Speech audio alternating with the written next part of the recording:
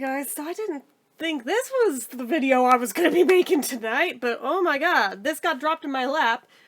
I was gonna do a karaoke stream, but shit, the figures right as I was about to set up, and then this dropped in my lap. So, you know NaNoWriMo, aka National Novel Writing Month, aka that thing I do every November where y'all call me crazy because I try to write 50,000 words in a month, along with a bunch of other people doing the same thing every year, and I've been doing this for like 20 years. Yeah, apparently it's coming to an end very abruptly. I knew it seemed weird that it's like end of March. If this were like from a different part of the world that weren't America, I would say this is a really sick April Fool's prank. But it came today, only March 31st, which is not April Fool's Day, so I don't think it's a joke. It'd be really cool if it were, but I don't think it is. If by some grace of God it turns out to be one, I'll do an update, but I don't think it is. I think this is real. But this email came in, I will read it to you. It reads, a message from NaNoWriMo to our NaNoWriMo community. We come to you today with sad news. After 6 years of struggling to sustain itself financially, NaNoWriMo, the nonprofit, will begin the process of shutting down. Explaining how we got here is both simple and complex. The funding woes that have threatened so many nonprofits in recent years are an extraordinary trend. Many beloved organizations announced their closure last year. Many more are fighting for their lives. Media coverage of financial crisis within the sector, especially among arts nonprofits, has been widespread.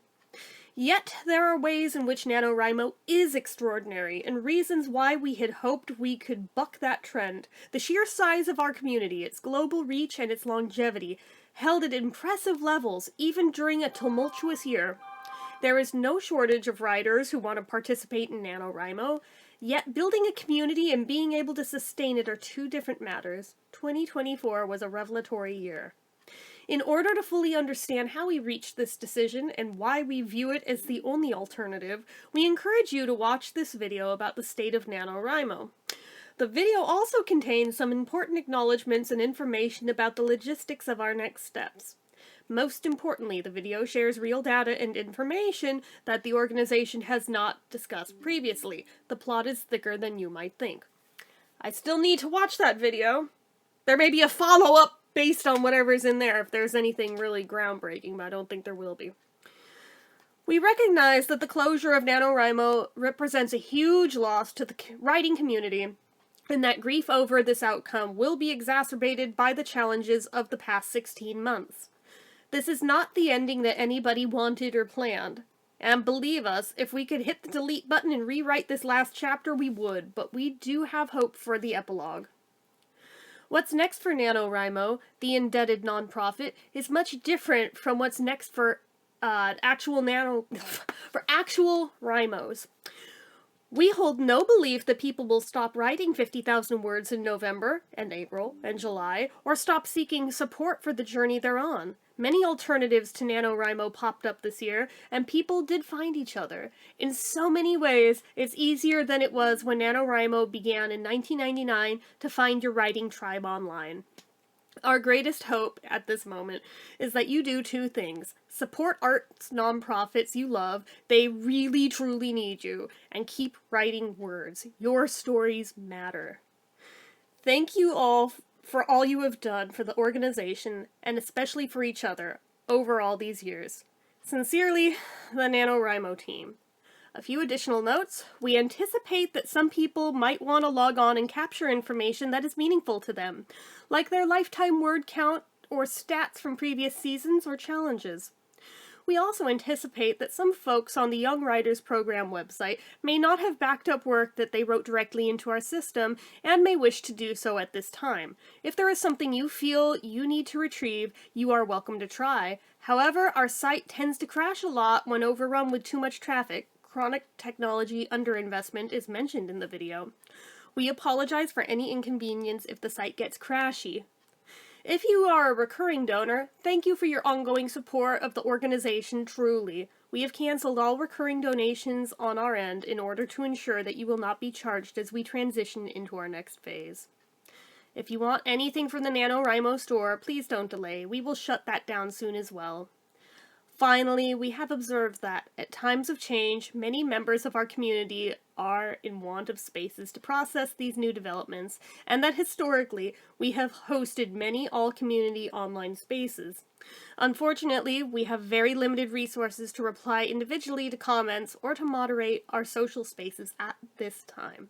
We will do our best, but make no guarantees. Yeah, I'm a little bit choked up, okay? Don't judge me. I mean, for something that's been part of my life this many years, this was a sucker punch that I did not foresee coming today. This was not on my 2025 bingo card, and, you know, just magnifies the already sense of loss I had from losing Joanne's. Like, now I'm also losing NaNoWriMo, too, like, back to back. I'm like, damn, like... Can all of my staples please stop going away? Because, holy shit, this is scary. And I have to admit, for as much as I think I was in denial before about an impending recession, now I'm scared. Now I'm scared. Because honestly, the signs have been there. They've been in black and white. Hell, just the fact that I've had to do so many of the karaoke streams just to hit the ad revenue payout threshold on YouTube for as many months as I have should have been a red flag that something is amiss in the financial world, and this is much bigger than us. Yeah. Everything is a mess right now. Everything is terrifying right now. But as they said, in terms of NaNoWriMo, nothing is stopping anyone from continuing the challenge of writing 50,000 words every November, or whatever month you want to do it in.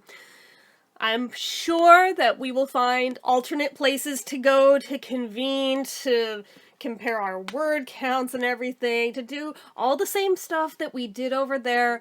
We can still do it. There's so many of us who did this for so many years that it's not going to dry up and go away overnight. Like, that is not how these things go. This became a movement. This was a whole moment in time, and I understand those who aren't in the writing field, but this means nothing to you guys, and it sounds like I'm being overdramatic about nothing.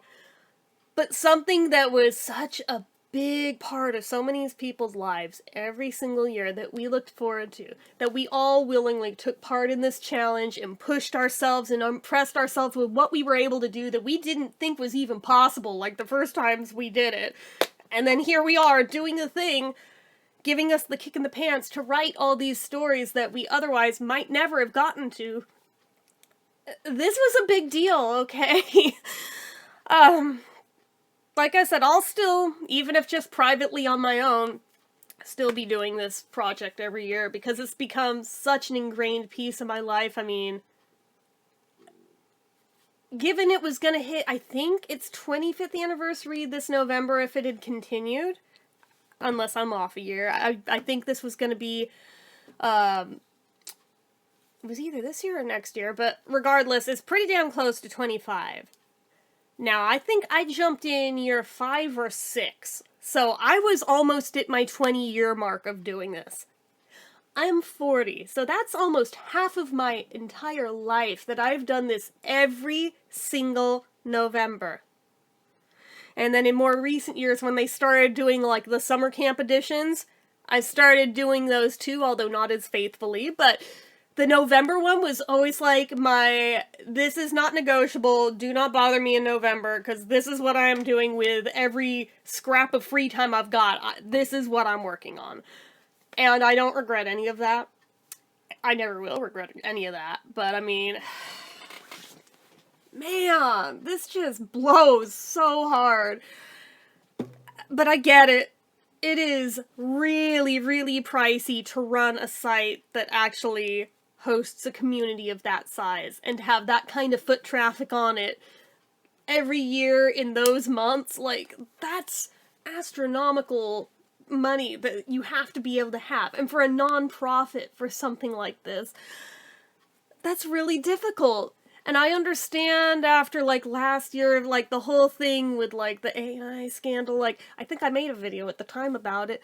I'm not surprised that that more or less ended up becoming the death knell for it.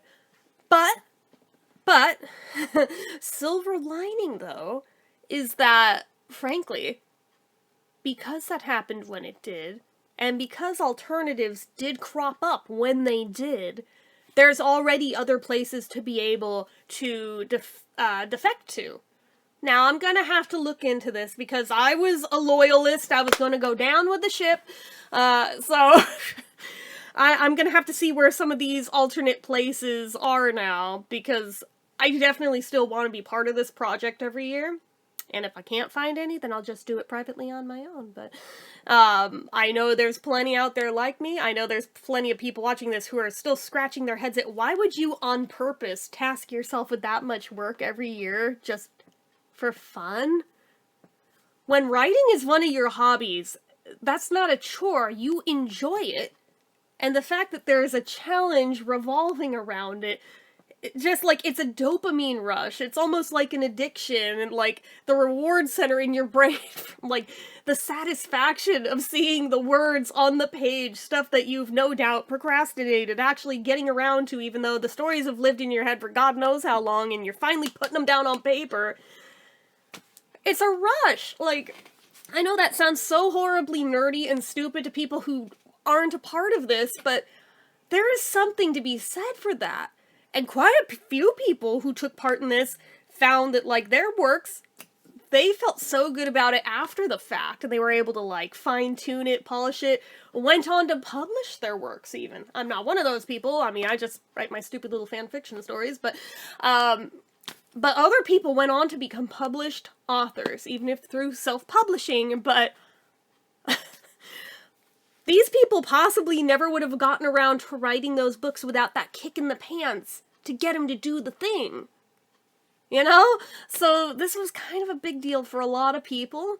And to see, like, all of the pep talks every year that went along with it, just, it was really motivational, and I found a lot of value in it. I found a lot of fulfillment in this every single year, and I know I'm not alone in that. And to that, I raise a glass to you, NaNoWriMo. Thank you for giving us so many hours of enjoyment. Also frustration sometimes, but a lot of enjoyment, a lot of fulfillment. Helped us all meet a lot of friends and community that we otherwise might not have ever met. I'm glad you were around as long as you did, and I'm glad that you started a trend like this that is going to carry on beyond just your own website where it started. And for me, it really hits close to home, because this started as a Bay Area project, so it's literally, like, right in my backyard and everything. But here's to you. Thank you for everything you did for us all. Thank you for keeping it going as long as you did. We're really gonna miss it, but at the same time, we're gonna do our best to not let this project die. We're gonna take the torch and run with it. Here's to you.